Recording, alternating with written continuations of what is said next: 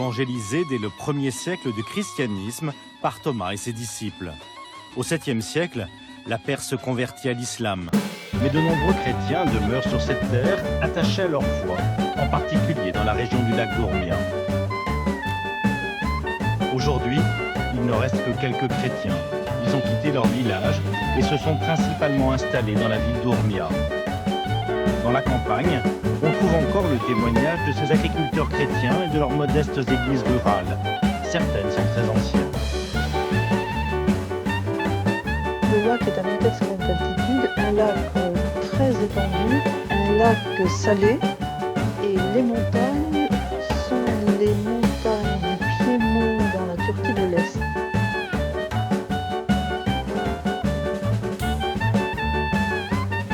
L'impression dominante, c'est une impression de sécheresse ou d'aridité interrompue par des arbres, des coulées de verdure et des vergers, quelque chose qui invite à s'arrêter sous les arbres. Voilà, quelque chose d'assez extraordinaire.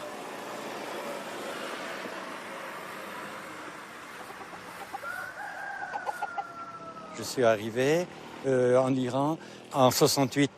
Vous avez passé combien d'années ici? 6 ans, je pense. Hein, oui. Là, mais j'ai fait une année à Téhéran pour apprendre le persan. Parce qu'ici, on peut apprendre toutes les langues, le turc, le kurde, l'arménien, le chaldéen, mais pas le persan. Alors comment était le village? Un village 100% chrétien? 100%, oui. 65 familles chrétiennes, il n'y avait aucune famille musulmane. Hein. Catholique et protestant? Oui, 60 familles catholiques, 5 ou 6 familles protestantes. On venait chercher l'eau, il y a une fontaine ici. Tout le monde venait chercher l'eau. On venait laver notre linge, là aussi. Et, tout, oui. Et les longues soirées d'hiver? Où on priait, où on lisait avec les lampes pétrole. Quoi. Ouais.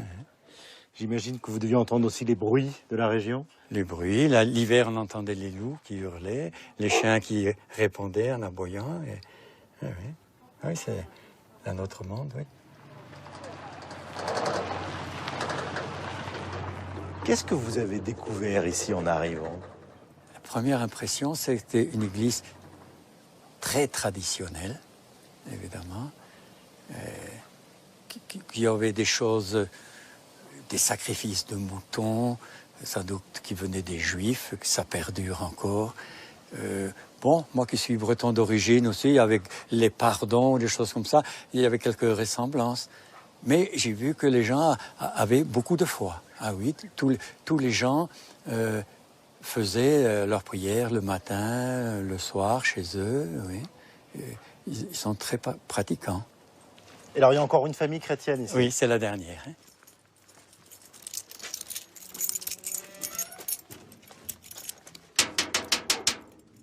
Elle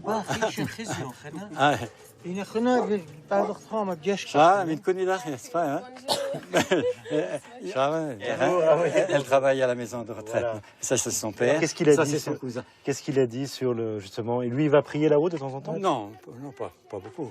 Parfois, ils ont des sacrifices, mais pas tous les jours. Non. Ah, ils vont davantage à l'église Sainte-Marie, l'église. Oui. Quelle est l'origine de cette chapelle?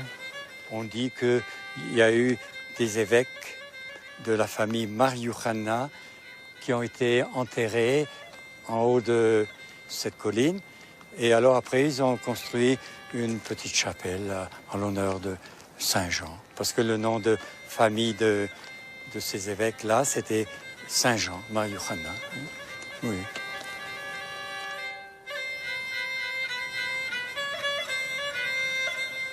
La chapelle est encore très touchante aujourd'hui. Ce qui est intéressant, c'est qu'au XIXe siècle, elle est déjà signalée, elle existait déjà.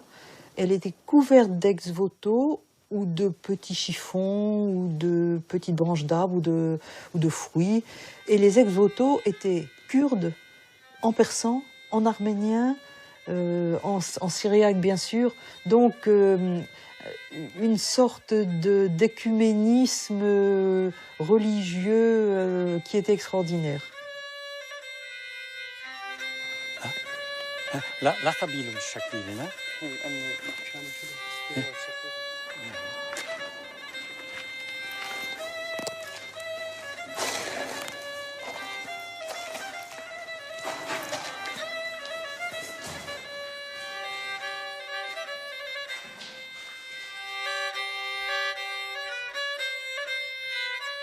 Dans notre tradition, on dit que c'est par saint Thomas, l'apôtre, non, qu'il est passé d'ici. Et après ça, on dit notre tradition, dans le premier siècle de la chrétienté, cette région est devenue chrétienne. Dans les premiers siècles, est-ce qu'il y a eu des églises tout de suite? Oh non, c'est pas dans le premier siècle, au deuxième siècle. Il y a des réunions dans la maison. Et après, cette communauté grandit, il a construit une maison spéciale, très simple. Seulement 4 murs dans lesquels l'ensemble de l'église.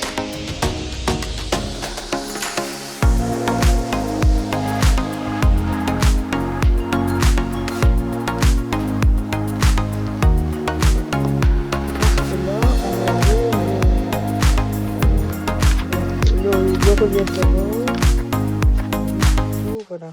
On a les plans des villages et on y voit bien l'emplacement des églises qui ont ensuite été photographiées. Les églises ont été essentiellement bâties en briques séchées au soleil, donc ce qu'on appelle en briques crues, qui est un matériau extrêmement fragile et les toits étaient en pisé, enfin on jetait sur les murs montés en briques des troncs de peuplier et sur les troncs de peuplier on étendait de la terre, une sorte de terre glaise et de l'herbe et donc il fallait les refaire tous les ans. Elles étaient très sensibles, ces églises, à la pluie et à la neige, encore plus et au gel, donc, et elles étaient facilement détruites. Or, comme on est sur une zone de passage frontalière, de guerre presque permanente dans l'histoire, elles ont été en permanence détruites. À l'exception des églises en pierre, on dit que ces églises étaient antérieures à l'arrivée de l'islam.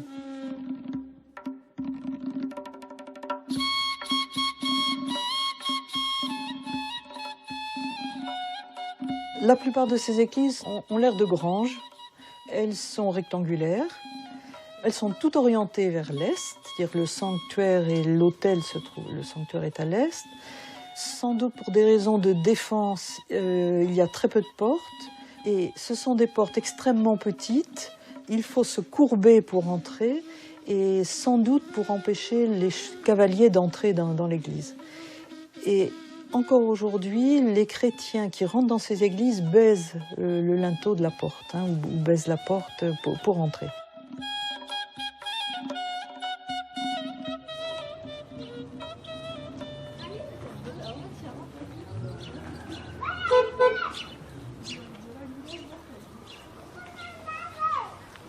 Les dernières familles chrétiennes sont parties à quel moment?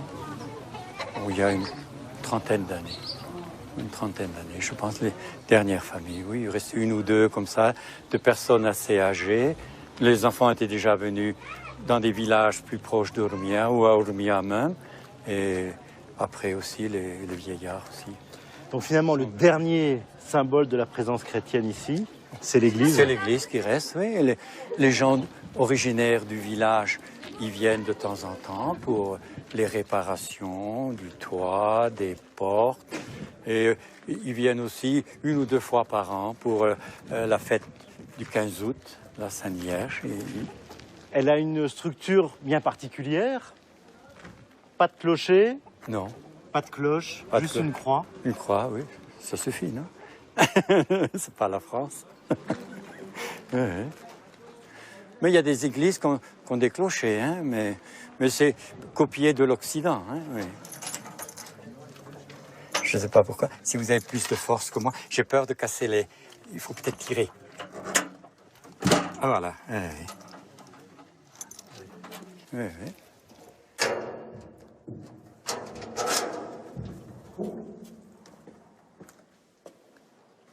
Là, c'est typiquement iranien, le chœur aussi.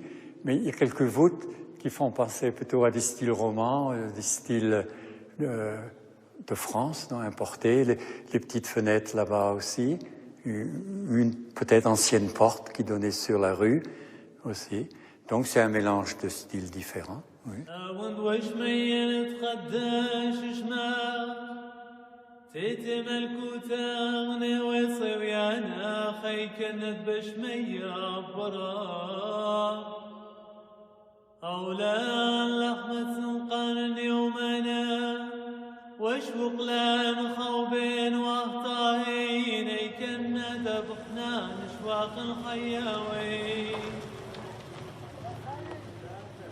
Au cours du XIXe siècle, on avait des villages 100% chrétiens, mais il y avait aussi des villages mixtes, c'est-à-dire des villages dans lesquels il y avait des chrétiens et des musulmans.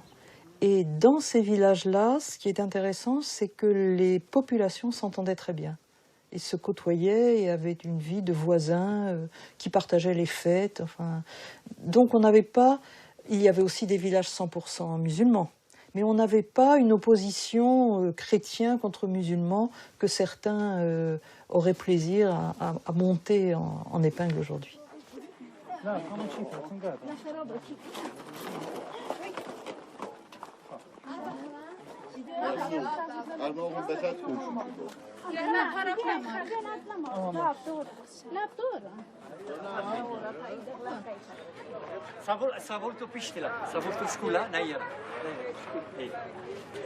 Cette maison de retraite, ça fait déjà 17 à 18 ans que Monseigneur l'a fondée.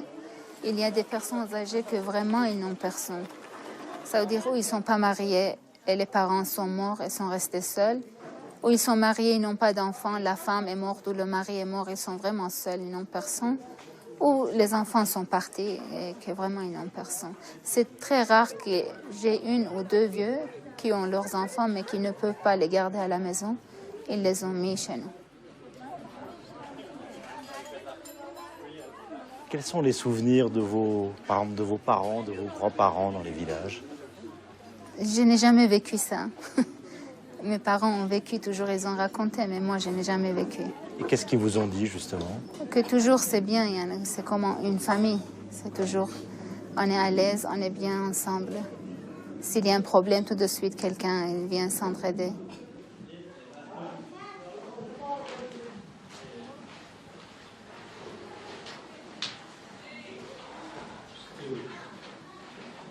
Pourquoi les villages se sont vidés?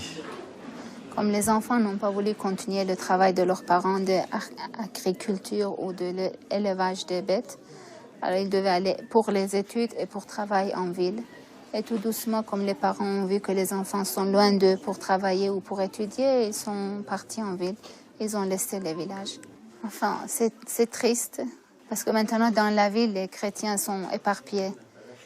Dans les villages, ils étaient comme des familles ensemble et tout ça, mais maintenant, ils sont loin l'une de l'autre. En fait, à l'église, on se réunit, on se rassemble.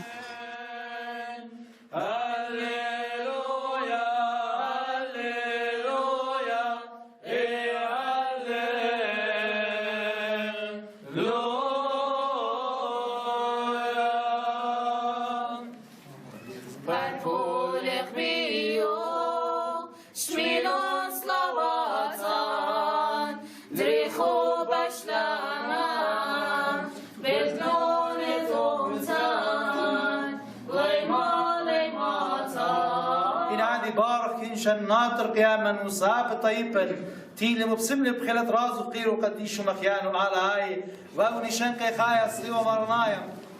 Si tout le monde part, qu'est-ce qui va rester? Et tous ces églises, tous ces lieux saints pour nous, c'est triste ça. Qu'est-ce qu'il faudrait faire pour que... En fait, il n'y a rien à faire, c'est la situation qui permet comme ça. On ne peut rien faire.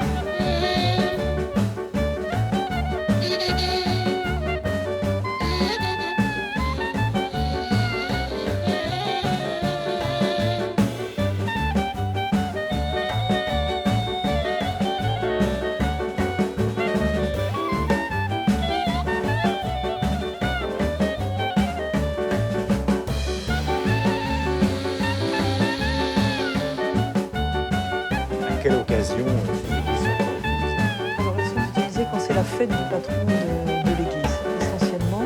Et là, tout le village revient, tous les anciens habitants du village reviennent à cette occasion. Et on le voit aujourd'hui dans l'architecture nouvelle un peu de ces églises. Elles sont maintenant enfermées dans des murs pour être protégées. Il y a donc une célébration liturgique et ensuite une fête qui dure toute la journée.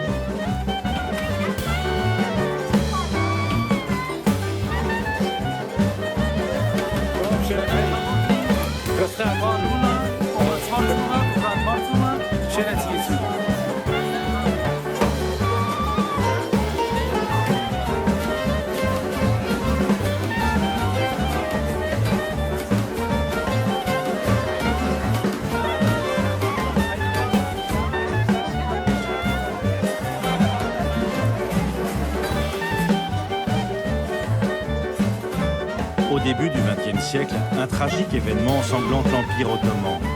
Le génocide des chrétiens par les Turcs vise les Arméniens et les Assyro-Chaldéens jusque dans le nord de l'Iran. En 1915 et 1918, de nombreux chrétiens sont massacrés dans la région d'Ourmia.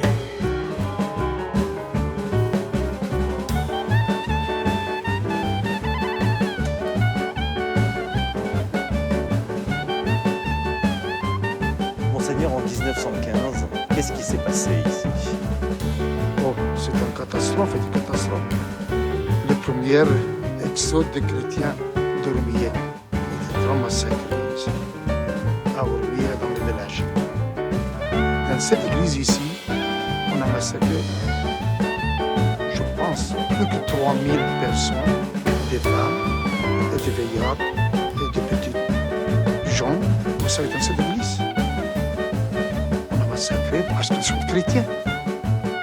En janvier 1915, l'armée ottomane est entrée dans Ourmia et l'armée russe, qui était là pourtant, a fui. Un certain nombre de chrétiens, à peu près 10 000 chrétiens, ont fui aussi, donc vers le Caucase, en suivant l'armée russe. Les villageois qui n'avaient pas réussi à s'échapper ou à se réfugier dans la ville ont été réellement massacrés. Et dans certains villages, les Kurdes ont protégé les chrétiens. Pas dans de très nombreux villages, mais cela s'est produit. Vous l'appelez la crypte des martyrs? Voilà, c'est la crypte des martyrs. Quand j'ai restauré tous les maisons, j'ai ramassé tous le ciment dans cet hôtel. Et vous célébrez la messe ici de temps en temps? Oui, une fois par an, c'est le vendredi après la fête de Pâques. C'est chez nous, c'est la grande fête de tous les martyrs.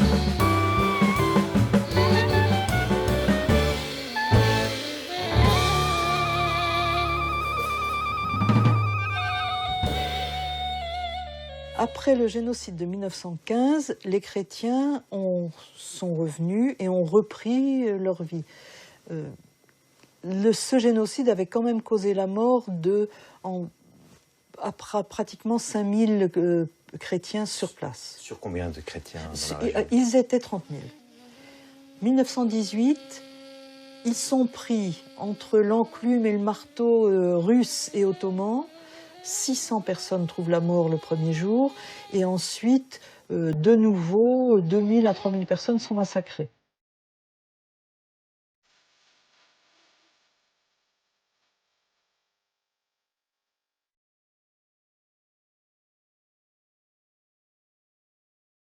En 1920, les survivants cherchent à revenir, mais ils reviennent difficilement et ils reviennent au compte-gouttes. Et sur les 30 000, il y a peut-être 1000 chrétiens qui réussissent à se réinstaller et qui vont de nouveau faire souche. Et aujourd'hui, ils sont 2500, ils ne sont pas plus.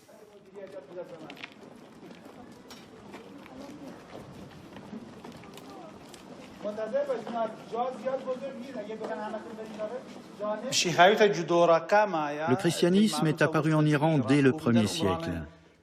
Cette église Sainte-Marie d'Ourmia est une des plus anciennes. Cette église a été restaurée à plusieurs reprises. Dès l'année 642, une reine chinoise dénommée Bafri avait donné de l'argent pour la restaurer.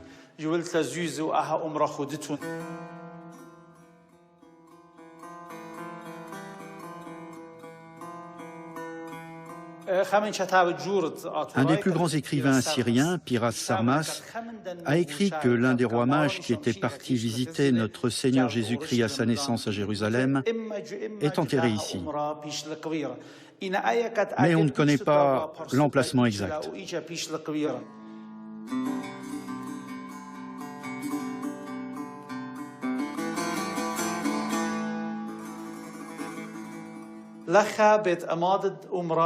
Ici, nous arrivons dans le baptistère que nos ancêtres ont façonné dans la pierre.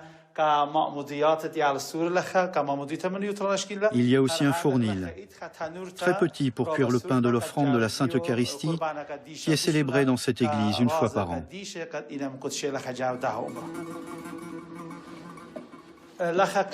Ici, c'est le sanctuaire avec l'autel. Il évoque le tombeau dans lequel le corps de notre Seigneur fut déposé. Il en est de même dans la Sainte Messe.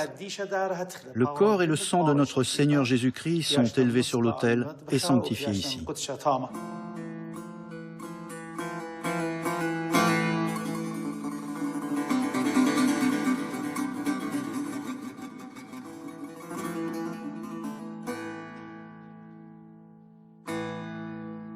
Le père, je l'ai connu, je l'avais au catéchisme, donc il avait 10 ans, 11 ans. Mon plus beau souvenir, c'est qu'il a été mon professeur. Il m'a enseigné les livres saints, il nous a enseigné la Bible, il s'est dépensé pour nous, beaucoup, beaucoup. Nous sommes une seule famille, un frère est chaldéen catholique, l'autre protestant et un autre assyrien. Nous sommes tous frères les uns les autres. Nos pensées peuvent légèrement diverger, mais nous sommes une seule communauté, une seule famille. Oui, on est un seul peuple, il n'y a pas de différence pour nous. Oui. Et d'ailleurs, il y a une dizaine d'années, le patriarche donc, de l'église assyrienne de l'Orient, Badenra, avec le pape Jean-Paul II, ont fait un accord comme quoi, si dans une paroisse, il n'y avait pas de prêtre catholique, les catholiques pouvaient prendre tous les sacrements, le baptême y compris, dans l'église assyrienne, et inversement. Dites-leur aussi, mon père, que nous ne nous compliquons pas trop la vie.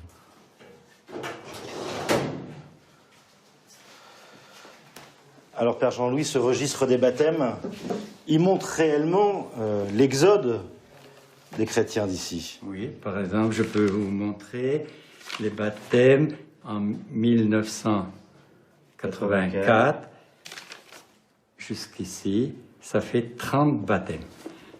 30 ans après, je vous montre la dernière page. Donc, en 2012, il y a eu 8 baptêmes. En 2013, 8 baptêmes, dont 2 de Téhéran, dont les grands-parents étaient ici. Donc, et en 2014, pour le moment, nous avons eu 2. Ça montre vraiment que toutes les familles partent? Les jeunes surtout, oui.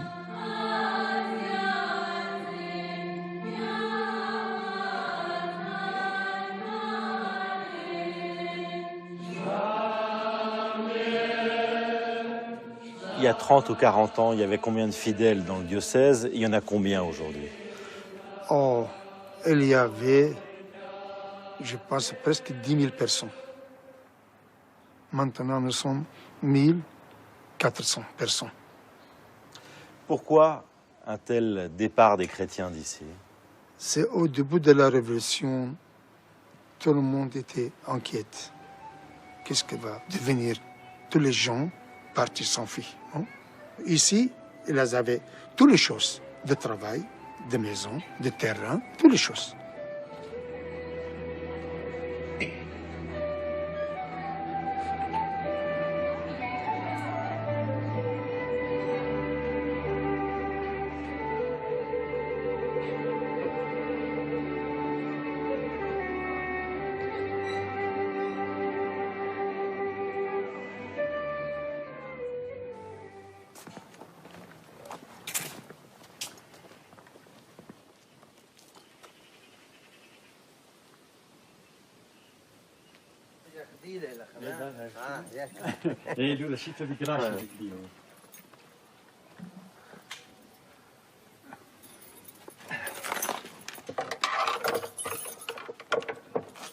L'originalité de cette église, c'est qu'elle est en pierre, donc elle a été bien conservée, c'est qu'elle a une double nef, elle est à 2 nefs. Elle est l'une dédiée à Saint-Serge et l'autre à Saint-Bacchus, mais 2 nefs qui communiquent. Il semble ici que la première nef est la nef dans laquelle étaient et sont célébrés encore aujourd'hui les mystères sacrés et la messe, et que la seconde nef contient au contraire, dans l'emplacement du sanctuaire, le baptistère, donc cette fois-ci qui est à l'ouest au lieu d'être à l'est, et le four. On a aussi une trace du four pour le pain. Il n'y a plus de chrétiens. Et ces églises sont encore là, non? Oui. Et on souhaite qu'elles le restent longtemps, mais je crois en même temps que les autorités iraniennes aujourd'hui souhaitent qu'elles restent là. Le souhait aussi, c'est que les chrétiens les réinvestissent, mais C'est un souhait. On espère se réaliser un jour.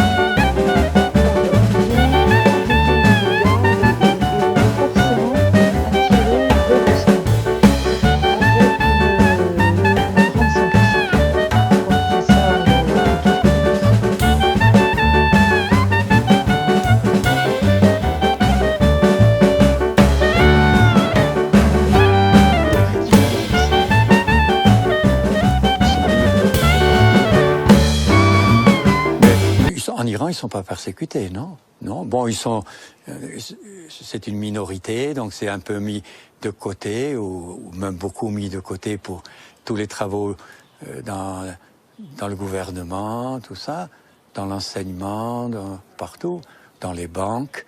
Mais on ne peut pas dire que ce soit persécuté. Il y a beaucoup de chômage en Iran actuellement, donc beaucoup émigrent encore ces dernières années. Mais ce n'est pas parce qu'on les menace de mort, non, c'est parce que c'est pour pouvoir vivre plus décemment. Et puis aussi, il y a beaucoup qui vivent dans l'illusion. Ils pensent que l'Occident c'est le paradis, que tout le monde est chrétien. Quand ils vont arriver aux États-Unis ou en France, on va leur ouvrir les bras pour les accueillir. Mais enfin... Partir. Pourquoi? On dit liberté. Mais quelle liberté?